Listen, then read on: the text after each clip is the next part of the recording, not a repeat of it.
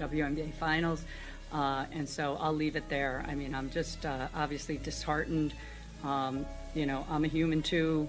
I have a family. I have 2 kids who are devastated by these comments. And so all I'll say is just, you know, it's obviously... Everyone knew Caitlin Clark was going to change the WNBA, but nobody expected the backlash to get this ugly, this fast. When she signed that historic $28 million deal with Nike, it was supposed to be a victory lap for women's basketball. It was supposed to be the moment the league finally crossed over into the mainstream after decades of struggle, but instead, that signature on the dotted line put a massive target on her back. Things went from tense to absolutely explosive after her latest commercial went viral. And now, the situation has reached a breaking point. It seems the league's higher-ups, including Commissioner Cathy Engelbert, have had enough of the Caitlin show. The silence from the league office, combined with some very calculated comments, suggests that the message being sent right now feels less like a welcome and more like a warning. To truly understand why this specific Nike ad caused such a meltdown, you have to look at the financial and emotional context of the league she walked into. The WNBA has been grinding for nearly 30 years. You have legends of the game, women who are arguably the best in the world at what they do, who have had to play overseas in Russia, Turkey, and China just to make ends meet. They have destroyed their bodies playing year-round basketball because the WNBA's salaries simply weren't enough to retire on. The max salary in the league is roughly $250,000. Then, seemingly out of nowhere, a rookie from Iowa walks in and secures an endorsement deal worth $28 million without playing a single professional minute. That is life-changing. Generational wealth handed to a rookie, while the veterans are still fighting for charter flights. When Nike dropped the ad featuring Clark, the imagery was undeniable. It painted her not just as a rookie, but as the savior. The "this is what it takes" messaging wasn't just about her practice routine. It was framed as if she was the only person on the planet working that hard. The marketing was brilliant, highlighting her distance shooting and her ability to pack arenas. But inside the league, it was interpreted very differently. Critics and fellow players saw it as Nike crowning a queen before she had even earned her stripes in the pros. It wasn't just an ad. It was a declaration that the face of the league had changed overnight. And that didn't sit well with the people who had been carrying the torch for the last decade. It felt like erasure. It felt like Nike was saying the WNBA didn't matter until Caitlin Clark got here, and that sentiment, that feeling of being overlooked in your own house, is what fueled the locker room revolt that we are seeing play out in real time. But the commercial was just the spark that lit a fuse that had been waiting to blow for months. Even before the draft, the warning shots were being fired from the highest levels of the sport. You had Diana Taurasi, one of the greatest to ever do it, going on national television during the Final Four and issuing a grim prediction. She said, "Reality is coming." At the time, people brushed it off as a veteran keeping it real, but looking back, it sounds almost like a threat. It set the tone that the league wasn't going to roll out the red carpet. They were going to build a wall. And when Clark arrived, that wall was made of hard fouls, double teams, and a level of physicality that rookies rarely see. The narrative shifted immediately from welcome to the league to, you haven't proved anything yet. It wasn't just competitive spirit, it felt personal. The vibe shifted from mentorship to isolation, and the viral nature of that Nike ad only made the divide wider. Suddenly, every player Clark went up against wasn't just playing for a win. They were playing for their own brand, trying to prove that the $28 million girl wasn't untouchable.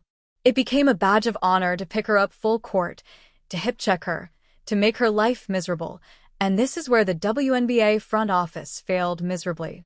Usually, when you have a golden goose, a player who is single-handedly doubling attendance numbers and selling out arenas, the league steps in to protect that asset.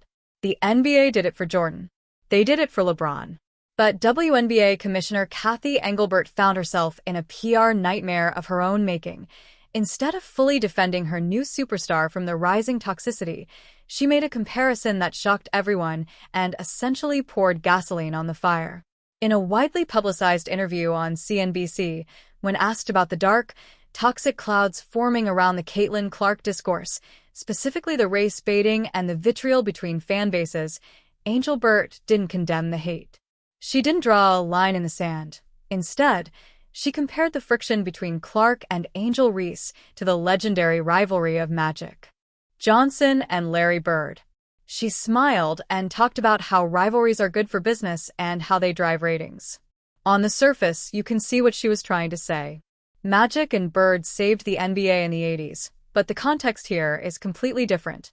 Magic and Bird weren't dealing with social media doxing, racism, and threats to their safety in the same way, by reducing the very real harassment to just good business. The commissioner essentially told the world that the WNBA is okay with the toxicity as long as the check's clear. It was a massive blunder. It sounded like she was condoning the hostility rather than protecting the players. It was a subtle signal that the league prioritizes the drama and the viewership numbers over cooling down the temperature. That interview wasn't just a slip of the tongue. It felt like a calculated stance. By not shutting down the aggressive narratives, the commissioner essentially sent a warning to Clark's camp. You are part of a collective, and you aren't bigger than the WNBA shield. We will use your name to sell tickets, but we won't step in when the heat gets too high. The backlash to Angel Bird's comments was immediate. The WNBA Players Association, led by Terry Jackson, actually had to release a statement condemning the commissioner's lack of leadership. Think about how crazy that is. The players' union had to step in and say, no, racism and toxicity are not marketing strategies, because the commissioner refused to do it herself. This is the warning disguised as policy.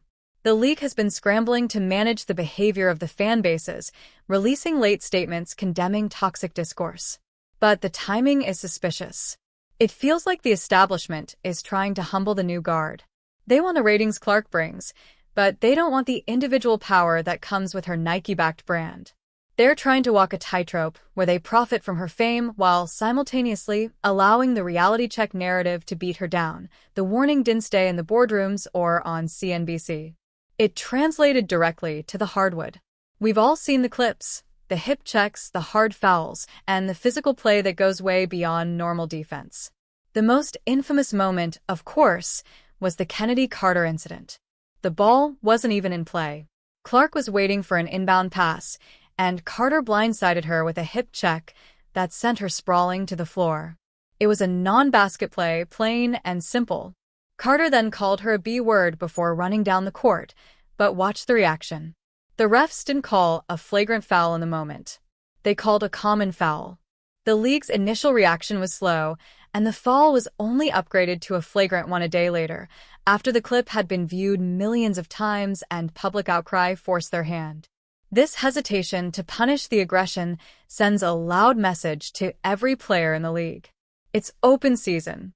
It reinforces the idea that Clark has to pay her dues the hard way, and the league isn't going to blow the whistle every time she hits the deck. If that had happened to LeBron James or Stephen Curry, the suspension would have been immediate. For Clark, it was just another welcome to the WNBA moment, and then you have the Angel Reese factor. You cannot talk about the warning sent to Caitlin Clark without talking about the Chicago Sky rookie who has positioned herself as the anti-hero in this story. Reese is a phenomenal rebounder and a great player, but the media narrative has pitted them against each other since college. The league loves this. They love the good girl versus bad girl framing because it sells, but it also endangers the players. When Reese was fined for refusing to talk to the media and later seen cheering on the sideline while her teammate hammered Clark, it created an atmosphere where the basketball became secondary to the beef. The commissioner's Magic versus Bird comment validated this dynamic. It told Reese and every other player that this conflict is what the league wants.